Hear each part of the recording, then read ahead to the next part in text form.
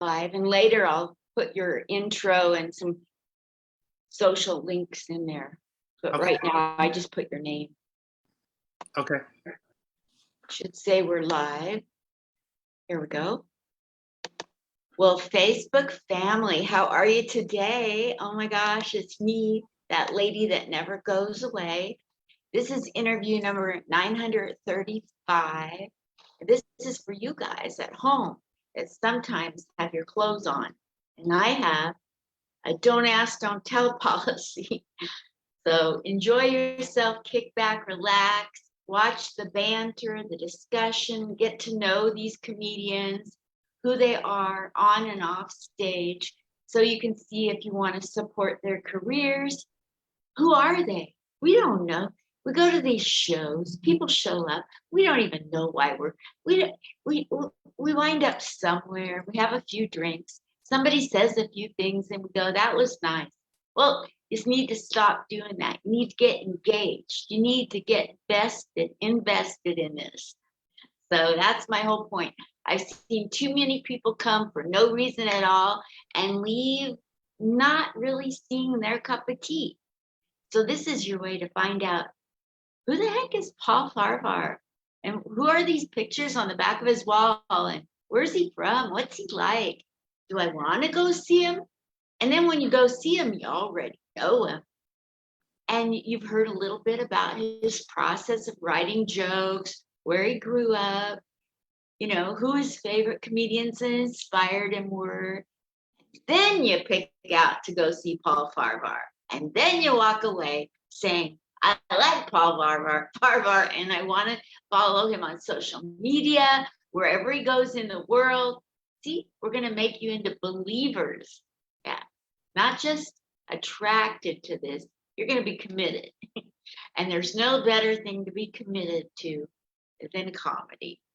So I'm going to read you his intro in one tiny little second. But first, I got to tell you, Comic Spot is sponsored by the Veterans of Comedy.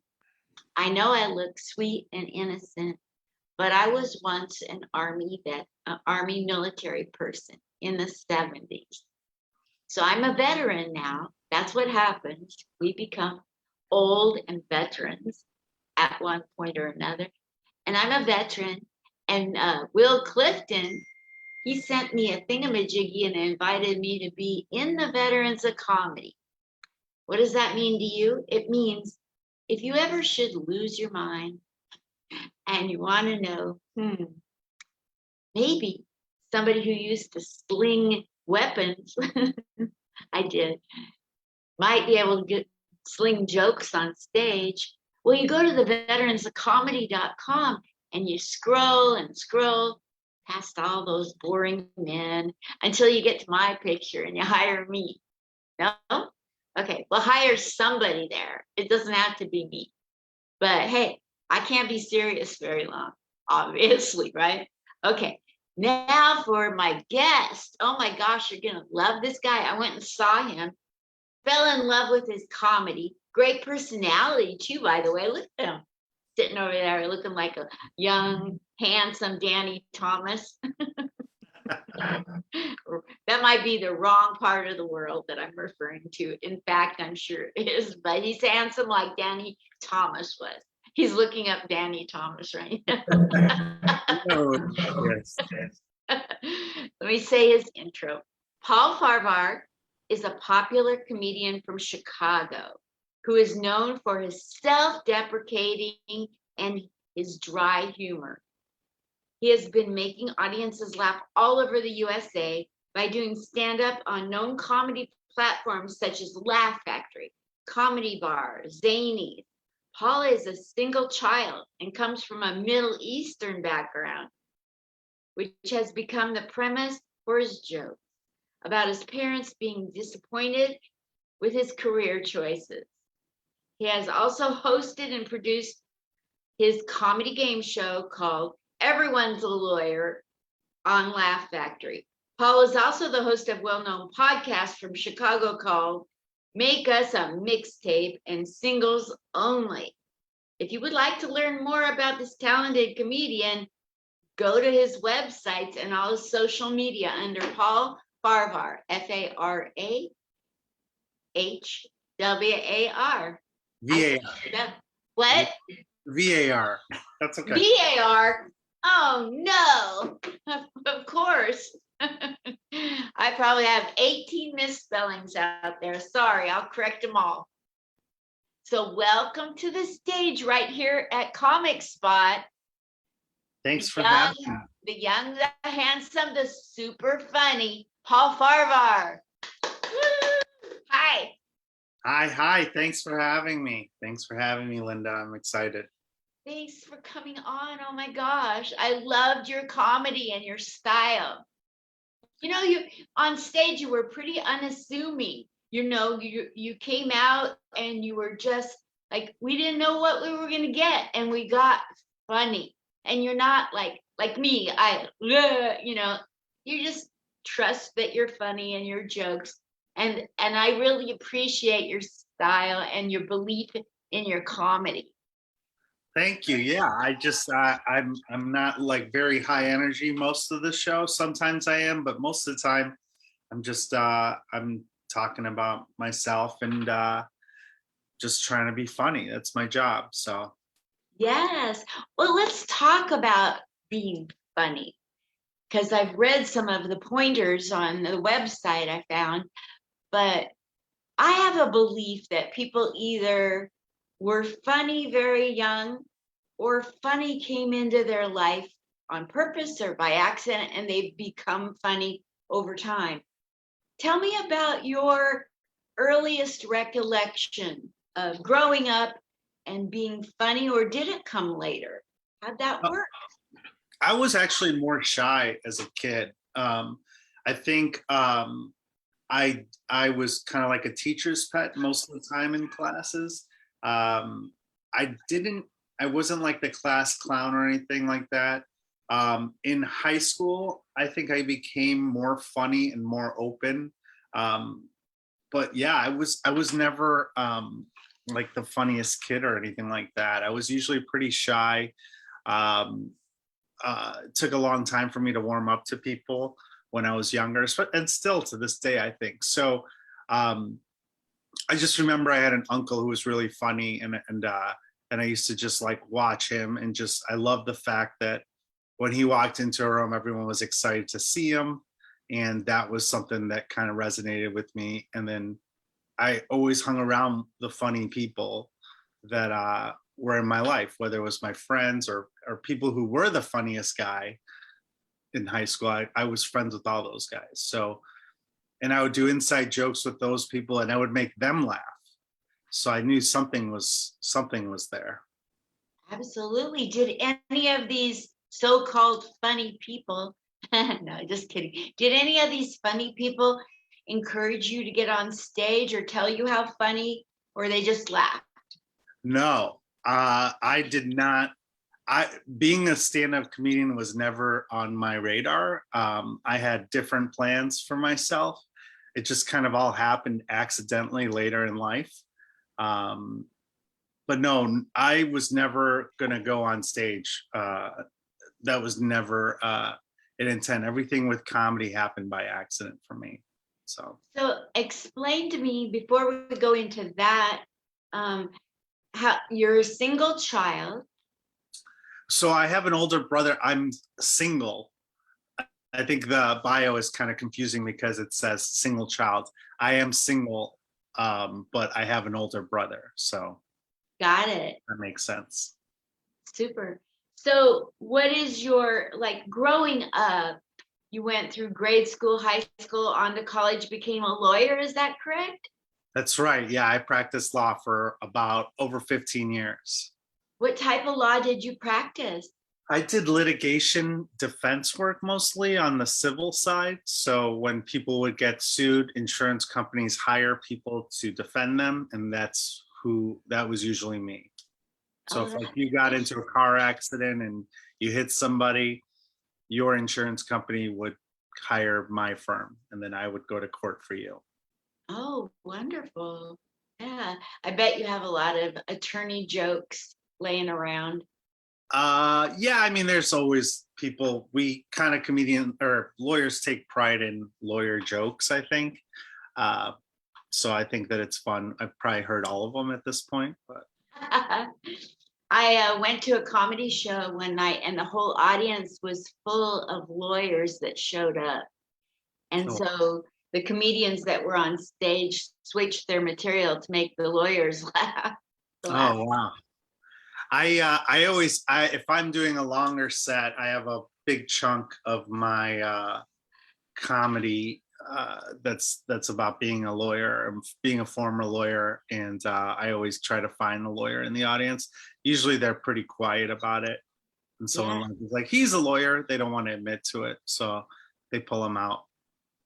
got it. Well, you said you're from a Middle Eastern family and you went to law school and graduated and went into a law degree. And then at some point, did your family think you lost your mind? Yeah, they're still in denial. I think they think that I think for a while they still tell people I'm a lawyer. I think it's easier than saying stand-up comedian. I come from a Middle Eastern family too, and Oh, law and doctor. yeah, The Jews in my family thought, well, this is nothing. But yeah, you got to follow your own heart, right? yeah, yeah.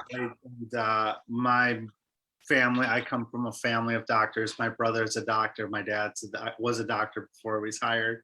So it's just the way that we're brought up as education is such an important part of the Middle Eastern community.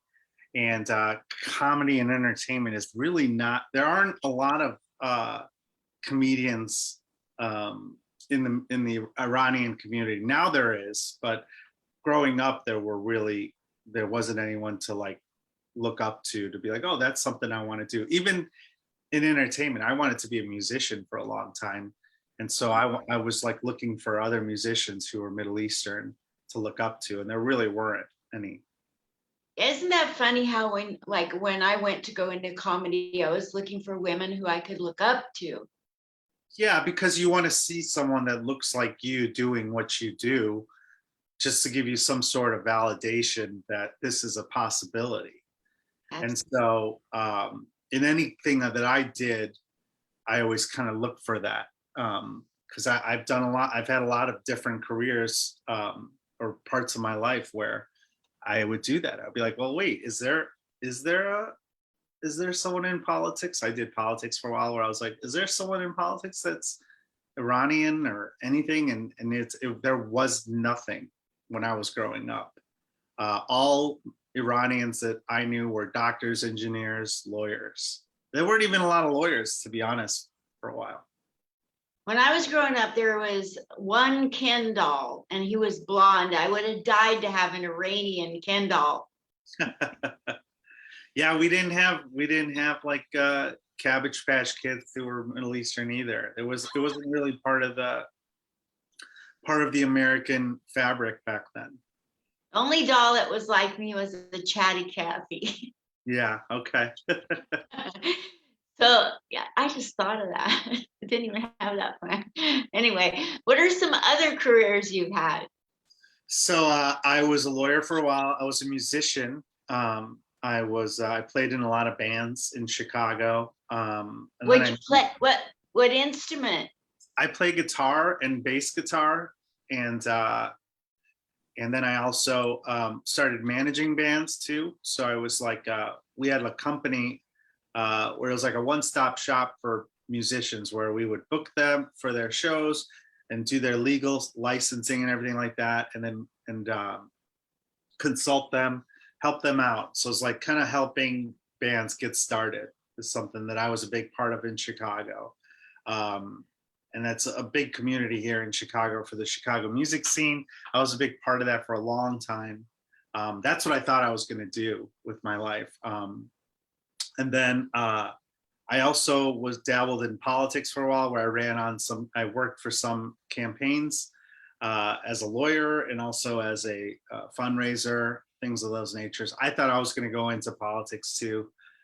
Just a lot of things that were almost, and then and then I landed in comedy by accident. So, Tell me about this landing in politics by accident. well, landing in comedy by accident was literally uh, my friend. I was doing improv with him. I took improv classes to encourage my friend to pursue his dream because I was just finishing music. I was like, you know what? I gave it a shot. I'm going back to law. And I said, you should do the same with comedy or else you're going to regret it. And he said, I'll do it if you take the classes with me. So I took improv classes with my friend. And then he also was doing stand up, and he ended up opening for Bob Saget one night at a sold out show at a casino here in the Chicagoland area. And he asked me to come with him to be his man, like act like his manager and calm him down backstage because I managed artists. That's what I did. I go, yeah, I can handle that. I've been backstage. I know all the nuances of backstage etiquette, or so I thought. And so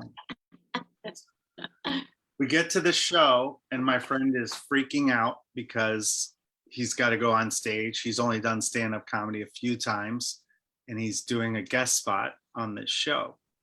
And I'm sitting backstage, and well, before we get there, as I get to the venue, the car in front of me is a limo that drops off Bob Saget.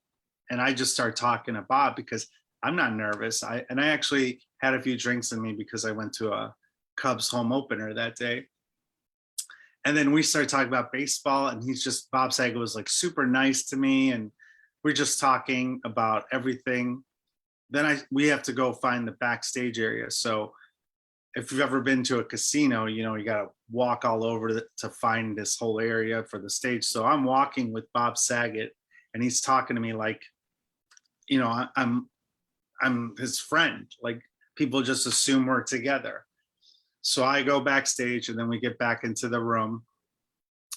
And then my friend is in the other room just preparing his stuff and freaking out. And I introduce him to Bob. All of a sudden, I'm introducing him to Bob. And then my friend needs to be by himself for a while. So I go they each had their own green rooms. I didn't know that I was in Bob Saget's green room, but I was. Ah, I wasn't supposed to be there, but I was just sitting there with him. And then he started tuning his guitar because he does guitar comedy. And then I asked him if I could see his guitar, and I told him I was a musician, and I started playing it a little bit. And then we started talking about music. And then I told him a story, and Bob Saget laughed. And all of a sudden he just says, "Oh, are you gonna do that joke tonight?" And I was like, "Oh, I'm not the comedian. I'm just his friend."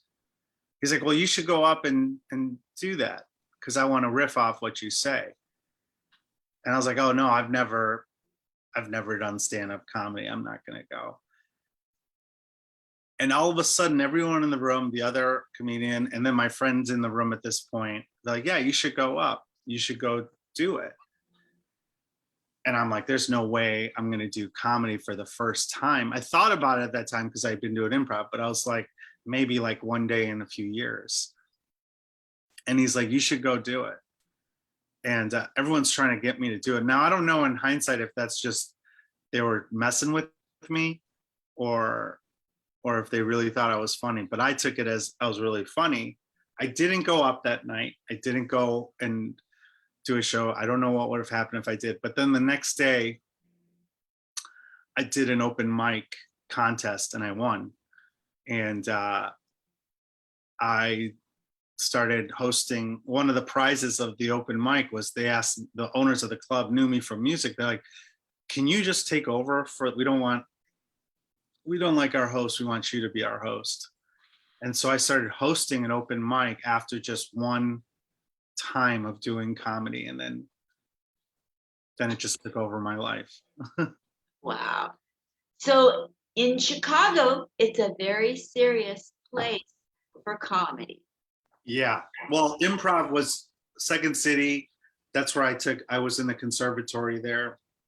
But now for stand-up, it's becoming, you know, the second place for stand-up comedy as well.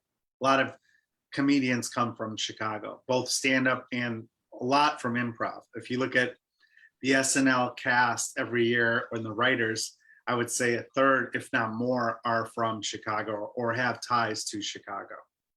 Yes, they feed into SNL. Yeah, and other shows too now. Like you know, if you look at any comedy series, there's some writers or some performers who are from Chicago. It's really a big part, especially with improv. Now with stand-up, you're seeing more of that as well. But we have so many stand-up clubs now, but that's a new phenomenon. There wasn't that many for a while. Well, during the comedy boom, I guess there was in the 80s, but I wasn't around for that. Yeah. So you can do comedy, you can do improv, you can play a guitar. So you're multi-talented. Those can all be utilized in comedy to a degree. Do you use those all? Everyone asked me if I'm ever gonna play guitar on a thing, and I did it once at a show, and I haven't done it again. But it was during the pandemic. That was my goal, was to write some joke that I could incorporate my guitar, and I still haven't done it. But I'm not in a rush, because the one thing that I hated about being a musician was carrying around equipment. And I've done recently, we did a show here in Chicago where at the end, the host goes up and plays the keyboard, and he asked me to join him on guitar. So I brought a guitar for that one show. After I did stand up, I went back up and just played regular music, no jokes or anything like that. And I was like, oh, this is what I hated about music, was carrying gear. I'm just one of those people who hates carrying things. I hate having things in my pocket. I just want to show up. If I have a backpack, the minute I find a place where I could drop it off, I just do. I hate carrying stuff. So That's funny. That's a funny piece about you, a trivia, so to speak, that is, it has legs. It would be funny to work that into a bit. I hate carrying things. I do. I hate carrying things. It's always been something where I always it just bums me out if I have to. That's why I'll never carry an umbrella or like a jacket. I just don't want to have to end up holding something. You make a really bad serial killer. You have Yeah. to carry things. Tell us about some of them pictures on the back wall, Paul. Okay. So is that Jack Benny? No Jack Benny.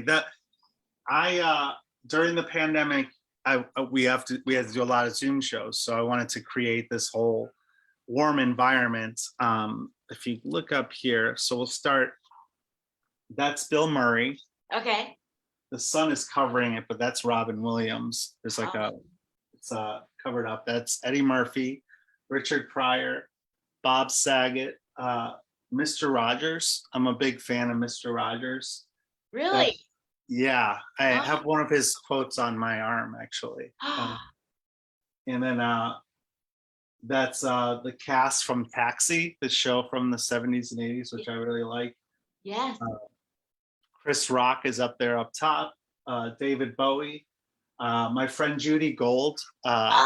She was upset that I had all guys on here. And now I said, I mean, there is women on the Taxi thing, but she said, how come there's no men? Because her and I are working on some stuff. And I got a picture of her and I put it up there. Oh, I have adored her comedy since forever. She's the best. But she hates that picture, so I have to change that at some point. And then that's a quote from Conan O'Brien, and then there's Conan O'Brien right there. And the quote is, if you work really hard and you're kind, amazing things will happen. And that's kind of like one of the things that resonates with me. So yes. Well, let's talk about that for a second. Not to mention any specifics of names or clubs, but there are people who are climbing over each other or backstabbing or people that don't use ethical values in their comedy careers. So I'm sure you said it's been about 10 or 12 years you've been doing comedy, right? Yeah, just over 10 years. So Okay. So I'm sure you've run into a few sleaze bags, or as we call them in the Jewish world, schnorrers, you know. So in general, how do you deal with somebody that is not on the up and up? If they're a booker or an agent or a club owner or a brand new comedian or somebody that's ahead of you in the comedy game, and you pick up you definitely see stuff going on that's not ethical or kind. How do you deal with well, honestly, I haven't experienced a lot of that, the unethical stuff, mostly because uh, I think most people in the business know that I was a lawyer. I know that recently someone told me about a bad experience they had at a club, and then they said, "Did that happen to you?" And I was like, "No." And then I thought about it, and I remember that the booker knew that I was a lawyer, and so they didn't try to screw me out of some money. That's as far as like the ethical stuff. There is the negativity that I see in the backstabbing, stuff like that. I see it a lot. I try to avoid it. I try to stop other people when they do it. If I hear comedians talking about another comedian, I'm just like, that's not a good look. I just think it's negative energy. I try to avoid it. Obviously, what I see more of is just, it's not like nepotism, but it's just like comedian gate people who hold the control. You know, the gatekeepers are have their favorites. They have their scene darlings and stuff like that. And I'm typically not one of those. So that kind of gets frustrating when it's like you do a show, you're doing amazing, but because you're not friends with the booker or you're not the certain thing that they're looking for at the moment, it just goes unrecognized. So that's something I deal with. I talk about it on my blog, where it's just like, look, all you can do is just go out there and be undeniable, and eventually all that stuff falls by the wayside. And I definitely avoid all the negativity as much as possible. And I'm nice to people, and I work hard. I think that I work harder than anybody else at what I do. So I think eventually, hopefully, that pays off. So let's talk about, before we go, because it's 28 after and you're a lawyer. And I contracted. Billing you, yeah. I'll start billing you for overtime. No, you're fine. Don't worry about it. So let's talk about how hard you work, which is probably you meaning you work smart hard. I can't see you wasting your time just to work hard. I hope I'm working smart. Sometimes I wonder if I am, but yeah, I think that I'm in a different place in comedy where I left a very lucrative career to do something that maybe 0.1% of people obtain some sort of success. So I don't waste time. I'll do, last night I did 2 spots. I'll go to a spot. I don't go out afterwards and get drunk. I don't really drink anymore. So everything I've done after I do shows, I don't really socialize. I try to do more of that, but most of the time I'm coming straight home, listening to my set, cutting up clips to put on social media. Every day, I don't have a manager, so I'm emailing clubs to get shows. And if you look at my calendar every month, I'm doing, 30 shows a month. So people, my friends who are more established than I am just see my list and they're like, how are you getting this? My manager doesn't get me any of this stuff. I'm like, well, I work hard, and like I'm trying to get shows every day. So I'll do that, and that's what I do. I have a to-do list that I make every day, and I love crossing things off the to-do list, and then Me too. that's all I can do is I'll do what I do on my end, and then I'll work hard, and then I write every day too, in one way or another. And I put all the stuff that I produce out there, whether it's social media clips of my stand-up or sketches that I've wrote, or now I'm working on a commercial that I'm writing, things that showcase what I'm capable of. And I think that I have a unique point of view that it's like someone's got to see it, and that's all I can do. So the last thing I want you to cover is, where will you be performing in your next like 3 or 4 gigs that we can come out to live or on Zoom? And I'm a big Zoomer. And next 3 or 4. And where do you need social media following the most? Because I'll go find all your social media and put that on. But if you could focus people to a couple that would be the best help, that would be great. Yeah, sure. So social media wise, my Instagram is Paul Farahvar. It's Paul FAR. As soon as you put FAR, Paul FAR in there, it should pop up. So you don't have to spell out the rest, but it's Paul FARAHVAR. My YouTube is just youtube.com/PaulFComedy. Those are the two where you can follow me and see some of my content. As far as my shows, all my dates are on my website, which is PaulFComedy. I'll be in Chicago. Actually, I'm in DeKalb tomorrow. Then I'm in Chicago this week at Zanies and Laugh Factory. And next week, I'm same thing in Chicago for a week. And then I go to Florida on August 7th. I'm at Side Splitters in Tampa. And then then that weekend I'm at Winter Haven at Laugh Out Loud Comedy Club. It's a new comedy club that I'm super excited to see. So if you're in the Orlando area, check it out there. So those are the next few shows where I don't have any Zoom shows scheduled, unfortunately, right now. But if you're in Chicago or Florida, check me out there. I'll be in Arizona and Oklahoma City next month, and then I'll be in DC and Arkansas in October. Super. What's going on in Arkansas? It's just a good comedy club. I'm in Florida probably every month too. I'll be back there next month too. So I do a lot of shows there because my family's there. Oh, okay. Well, one last little question. For those of us nosy comics coming up behind you, what is one to do and one to don't when you're contacting a club to get booked? Even like to get a guest spot? I think one thing to do is they're both kind of connected. It's be persistent, but don't be annoying. I think that you have to be an advocate for yourself.